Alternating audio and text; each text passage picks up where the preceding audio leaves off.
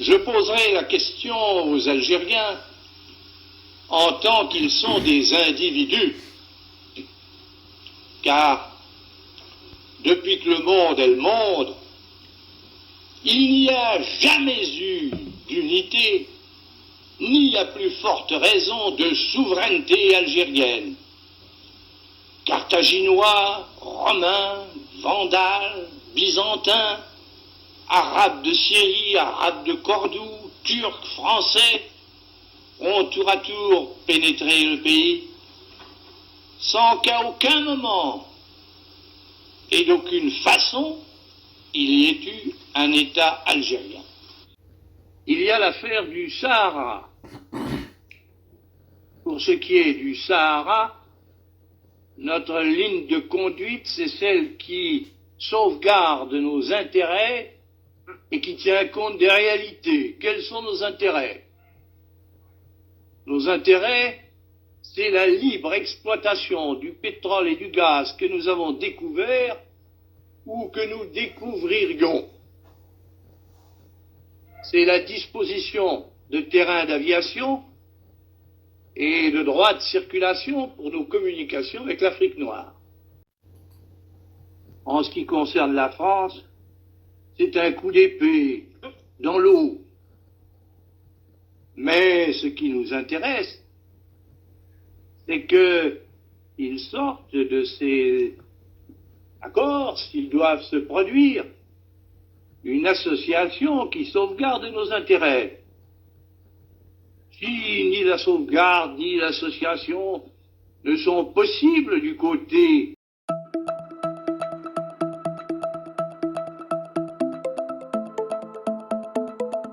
Bon dimanche et bienvenue sur votre chaîne préférée Akhbar al-Blad de Hassan Atlamsan.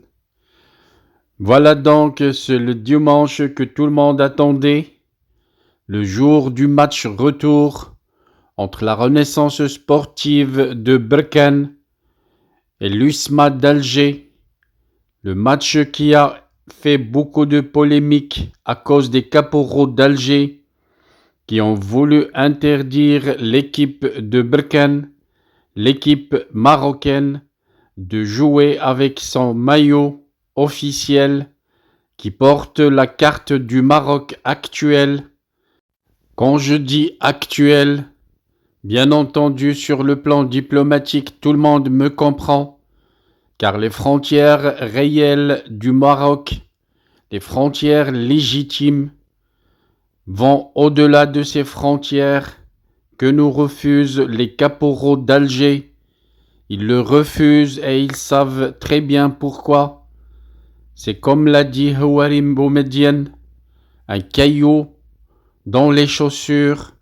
Houari Boumediene, le premier président d'Algérie, avait dit explicitement qu'à travers l'affaire du Sahara occidental, il va faire au Maroc comme un caillou dans les chaussures pour l'empêcher de réclamer le Sahara oriental, car c'est bien dit sur le plan géographique. Quand on dit Sahara occidental par rapport à un pays, c'est que, bien entendu, il y a bel et bien un Sahara oriental. Vous devinez déjà ce que je voudrais dire? Où est-ce que je veux en arriver? Bien entendu, cette affaire de la carte du Maroc ouvre un débat politique, un débat diplomatique, mais aussi un débat historique. Je vous laisse donc écouter un historien français spécialisé dans les affaires de l'Afrique du Nord. Écoutez bien ce qu'il dit à travers ses livres. Je vous passe ses propres propos dans une émission française, je dirais plutôt algéro-française, car celui qui lui avait posé la question était bel et bien un Algérien qui voulait confirmer une chose, mais la réponse était frappante, choquante de la part de l'historien français. Bonjour Monsieur Lugan. Bonjour monsieur. En fait, moi, ma question elle est plus positionnée sur le Maghreb, en particulier l'Algérie. Ouais. on entend souvent que l'Algérie, avant 1830, n'existait pas. En fait, je voulais que vous m'éclairiez sur ce sujet. Vous avez bien fait attention au complexe. Celui qui posait la question était un Algérien. Il espérait avoir une réponse qui infirme le fait que un État algérien n'a jamais existé, une réponse qui confirmait que l'Algérie existait bel et bien. Mais regardez la réponse de l'historien. Il a répondu à sa question, mais il est allé au-delà de la question en parlant du Sahara marocain, le Sahara oriental, que les caporaux veulent cacher à travers ce scandale du maillot de la Renaissance sportive de Berkane. Écoutons la réponse du grand historien, Monsieur Logan. J'ai écrit un livre sur la question qui s'appelle Algérie, l'histoire à l'endroit. J'explique, vous voyez, le grand paradoxe, c'est qu'en Algérie, nous avons eu des principautés brillantes. Tlemcen, Bougie, brillantes principautés, mais qui n'ont pas débouché sur la constitution d'un État. Au Maroc, nous avons eu Fès et Marrakech qui ont débouché sur la constitution d'un empire. Alors pourquoi l'Algérie n'a-t-elle pas débouché sur la constitution d'un État? Tout simplement parce que l'Algérie a toujours été écartelée entre deux voisins puissants, l'empire marocain et la Tunisie également, qui est un vieil État qui existe plus à l'est. Et l'Algérie est passée ensuite directement sous la colonisation turque au XVIe siècle, jusqu'en 1830, et après sous la colonisation française. Et c'est la France qui a créé l'Algérie. La France a créé l'Algérie, d'abord lui a donné son nom, et a rassemblé les populations à l'intérieur de frontières tracées par la France aux dépens du Maroc. Car n'oublions pas que toute la partie ouest de l'Algérie est historiquement marocaine. La France a détaché toute la partie ouest de l'Algérie du Maroc, pour rattacher à l'Algérie Colombéchar. Toutes ces oasis sont des oasis qui sont marocaines. Tindouf est une ville marocaine. Et la France a donc créé l'Algérie, a constitué l'Algérie. Et plus encore, la France va lui donner le Sahara qu'elle n'a jamais possédé, pour une raison très simple, c'est qu'elle n'existait pas. Et De Gaulle va rattacher le Sahara à l'Algérie et va créer cette Algérie qui est un État qui naît véritablement au mois de juillet 1960. C'est le grand problème du Maroc et de l'Algérie, le grand problème de l'opposition entre ce vieil État marocain millénaire Savez-vous que quand Hugues Capet est élu roi de France, Au 987. 987. Quand Hugues Capet est élu roi de France, la monarchie marocaine existe depuis 2 siècles. Les Idrissides existent depuis le début du 8e siècle. Donc nous avons un vieil État, un vieil empire millénaire, et au milieu vous avez une zone qui va être conquise tantôt par le Maroc, tantôt par ce qui va devenir la Tunisie. Voilà donc De Gaulle, le premier président de la République française moderne, et l'historien Logan, un grand historien spécialisé dans les affaires de l'Afrique du Nord, nous ont expliqué pourquoi l'équipe de la Renaissance sportive de Berkane a vécu un événement inédit dans l'histoire du football. Engagé en Coupe de la CAF, le club berkani n'a pas pu disputer la demi-finale allée de la compétition le 21 avril dernier contre l'Union sportive de la Médina d'Alger, elle aussi victime de la décision des caporaux. Le maillot des joueurs de l'équipe de Berkane, floqué de la carte actuelle du royaume. Je dis bien la carte actuelle car c'est ce que veulent cacher les caporaux d'Alger, car les frontières, les vraies frontières du royaume du Maroc, vont au-delà de ces frontières et veulent que même Béchar, Tindouf, Adrar et tout le Sahara oriental marocain, confisqué par la France et mis administrativement sous la direction des caporaux, un Sahara qui regorge de pétrole, qui regorge de gaz, et que la France épuise encore en laissant ce grand territoire sous la direction des caporaux sans que ni même le peuple algérien puisse en bénéficier. Bien entendu, du côté oriental du Maroc, ça veut dire l'Occident de l'Algérie, l'actuelle Algérie, l'État fonctionnel créé de toutes pièces par la France est dirigé actuellement à partir des salons de Paris, bien entendu avec comme exécuteurs les caporaux d'Alger.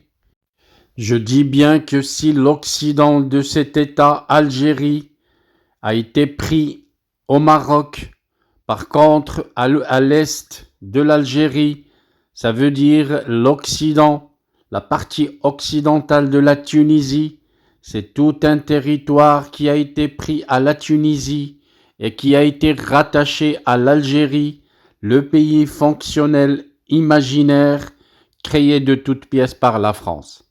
De Gaulle lui-même avoue cet événement et explique que même les parties de la frontière orientale de l'Algérie sont tout à fait biaisées aux dépens des pays voisins. Écoutons Charles de Gaulle parler de ce qu'il a offert à l'Algérie en le confisquant au peuple tunisien et à l'État de Tunisie. Le président de la République tunisienne avait réclamé au Sahara une rectification de frontières en faveur de la Tunisie et aux dépens de l'Algérie. Cette rectification de frontières devant ménager en quelque sorte un accès futur à la Tunisie vers le Sahara. Et du reste, M. Bourguiba ne cachait pas que c'était là qu'une étape et qu'il visait au plus profond du désert la région des gelées, où se trouvent, comme on sait, d'importants gisements de pétrole. Voilà, d'après le discours de Gaulle, vous allez tout comprendre. Vous allez comprendre l'enjeu du Sahara, le pétrole et le gaz, mais vous allez surtout comprendre cette profonde complicité qu'il y a entre De Gaulle et l'État français et leur création de toute pièce qu'est l'Algérie, à laquelle ils ont voulu annexer toutes les richesses pétrolières et gazières qu'ils ont découvertes en Afrique du Nord. De Gaulle n'avait-il pas expliqué à travers ses discours célèbres concernant l'indépendance de l'Algérie, n'avait-il pas expliqué l'intérêt et la forme d'indépendance qu'il accordait à l'État algérien? Il l'a dit clair et net, c'était un mode d'administration, une sorte de gouvernance à travers des représentants de la France qui sauvegarderaient les intérêts économiques de la France à travers la création, l'État fonctionnel créé que la France a appelé Algérie. Pire encore, un discours célèbre de Gaulle à Tizi Ouzou où il a expliqué historiquement qu'il existe bel et bien un peuple kabyle, qu'il existe bel et bien depuis longtemps un État kabyle. Il l'a même dit lui-même, le pays de la Kabylie.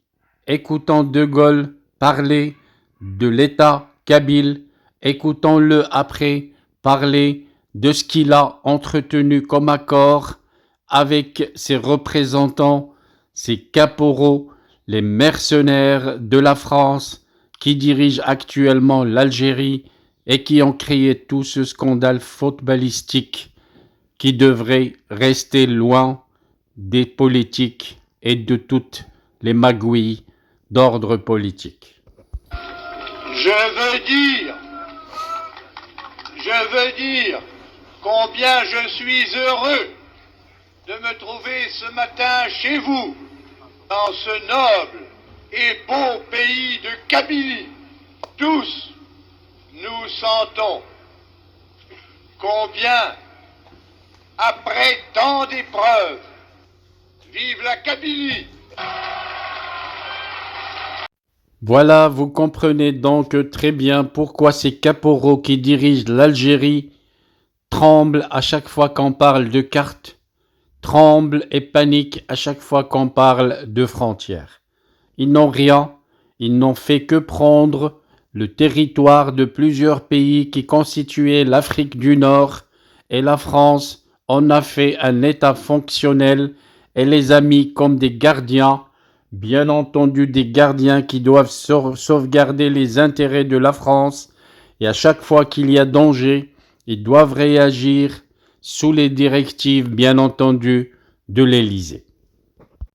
Écoutons pour finir Charles de Gaulle en train de parler des enjeux du Sahara, les enjeux de ce grand territoire marocain, une partie occidentale que le Maroc a libérée depuis 1975 et qui constitue son propre territoire, qu'il a mis sur sa carte actuelle et que l'Algérie essaye de déranger pour que le Maroc n'arrive jamais à réclamer l'autre partie de son territoire confisqué par la France, mis à la disposition des caporaux qui dirigent l'Algérie, et dont tous les documents historiques confirment cette vérité historique qui est que une grande partie du Sahara algérien est à l'origine marocaine et doit revenir marocaine.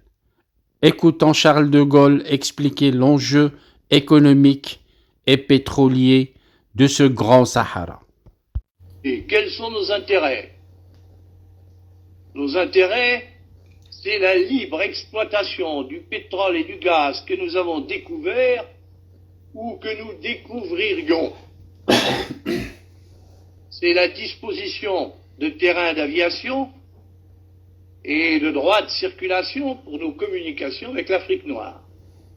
Et puis enfin, le fait que si un État algérien est institué et qu'il est associé à la France, la grande majorité des populations sahariennes tendront à s'y rattacher, même si elles ne l'ont pas explicitement réclamé d'avant. En ce qui concerne la France, c'est un coup d'épée dans l'eau. Mais ce qui nous intéresse, c'est qu'ils sortent de ces accords, s'ils doivent se produire, une association qui sauvegarde nos intérêts. Voilà donc, vous avez tout compris. Vous avez compris que le football est sans aucun doute une dramaturgie mondiale, ou même une simple demi-finale de la CAF se mue en une odyssée politico-sportive aussi croustillante qu'une série télévisée, dans un tableau rocambolesque qui mettrait à mal même les plus grands satiristes. La saga footballistique entre l'USMA d'Alger et la Renaissance sportive de Berkane continue de défrayer la chronique. Et nous avons rendez-vous aujourd'hui, ce soir, dimanche 28 avril 2024. Nous avons rendez-vous avec le deuxième épisode de cette folie des caporaux qui s'acharne sur les frontières du Maroc, qui s'acharne sur la carte du Maroc, pourtant qui ne comporte pas notre Sahara oriental, car au-delà de cette carte que refusent les caporaux, les gardiens qui dirigent actuellement l'Algérie, au-delà de ces frontières, tous les Marocains sans exception pensent déjà au Sahara oriental, à Béchar, à Tindouf, à Touat, à Adrar, à Gourara, tous ces territoires que la France a confisqués pour qu'elle puisse utiliser et profiter du pétrole et du gaz qui s'y trouvent, tous ces territoires que la France a mis à la disposition de l'Algérie, des caporaux d'Alger, qu'elle a envoyés pour le gardiennage de ce grand territoire. Tout ce territoire devra revenir au royaume chérifien marocain. Tous les Marocains, sans exception, en sont conscients et tous les Marocains sont prêts à donner leur sang pour que revienne à la patrie ces vastes territoires pris au royaume. Attendons donc pour voir les nouvelles ordres des caporaux pour les dirigeants de l'équipe de l'USMA d'Alger. Est-ce qu'ils vont jouer le match ou ils vont encore nous priver de ce spectacle footballistique? Personnellement, j'aimerais bien regarder le match entre l'équipe Berkane, l'équipe marocaine et l'équipe de l'USMA d'Alger qui a beaucoup de talent et qui pourrait gagner le match et pourrait même aller en finale pour rendre heureux tout un peuple, le peuple algérien. Mais malheureusement, les caporaux qui dirigent l'Algérie pensent très peu à la joie et au bonheur du peuple algérien. Ils sont là pour le bonheur de la France et pour le bonheur de leur maître à l'Élysée. Our hearts beat to the city streets. We began to feel the fire. We rise like tall buildings as the chemicals, they take us higher. The night's young and it's just begun as she puts her hand in mine. We wanna chase the night, wanna dance to the light, pull the stars from the sky, just two hearts running wild. Never sleep, never stop, as we shout from the top. We're gonna be two hearts running wild.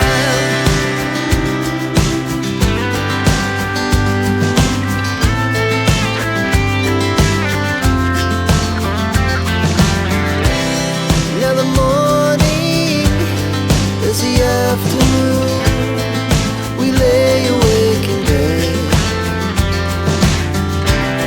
The laughs so loud as the hours pass. We're gonna do it all again. We wanna chase the night, wanna dance to the light, pull the stars from the sky, just two hearts running wild. Never sleep, never stop, shout from the top. We're gonna be, we're gonna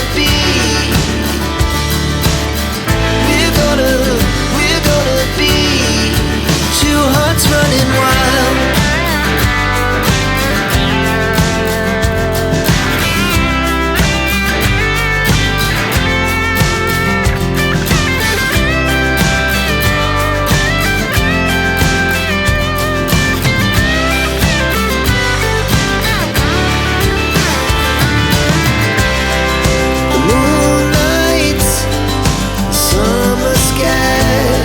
The best we ever had,